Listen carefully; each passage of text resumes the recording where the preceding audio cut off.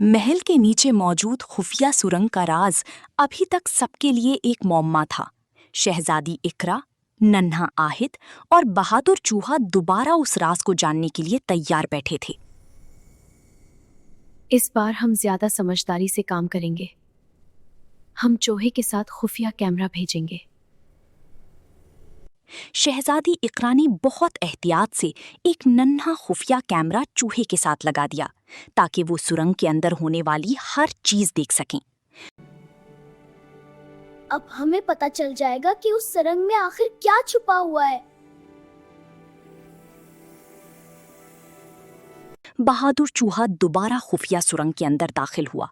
हर कदम के साथ अंधेरा बढ़ता जा रहा था और सुरंग पहले से ज्यादा खौफनाक लग रही थी।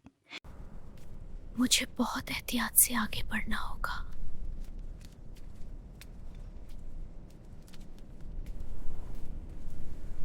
महल के अंदर बैठे इकरा और आहिद हैरत से उस खुफिया दुनिया को देख रही थी।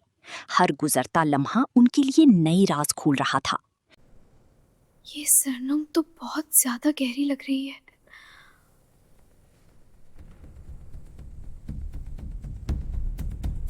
सुरंग खत्म होने का नाम ही नहीं ले रही थी। ऐसा लग रहा था जैसी जमीन के नीचे एक पूरी दुनिया छुपी हुई हो। ये रास्ता आखिर कहाँ जा रहा है?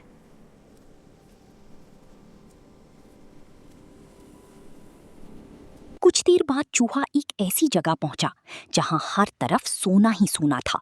सोने के सिक्के, हीरे, ताज और खजाने रोशनी की तरह चमक रही थी। इतना खजाना मैंने अपनी जिंदगी में कभी नहीं देखा। लेकिन असल हैरत अभी बाकी थी। खजाने के पीछे एक बहुत बड़ा पुरस्कार दरवाजा मौजूद था जिस पर अजीब निशान बने हुए थे।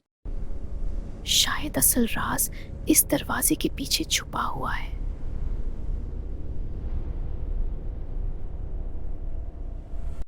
दरवाजे की दूसरी तरफ एक ऐसी खुफिया दुनिया आबाद थी जिसका तसव्वुर भी किसी ने नहीं किया था।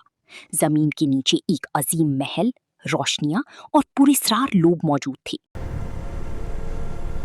ये तो जमीन के नीचे एक पूरी सल्तनत है।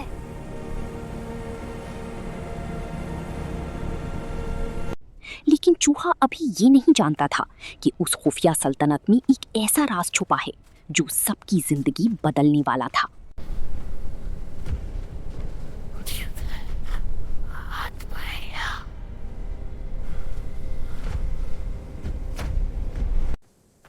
अगर आप अगला पार्ट देखना चाहते हैं तो अभी वीडियो को लाइक करें, चैनल को सब्सक्राइब करें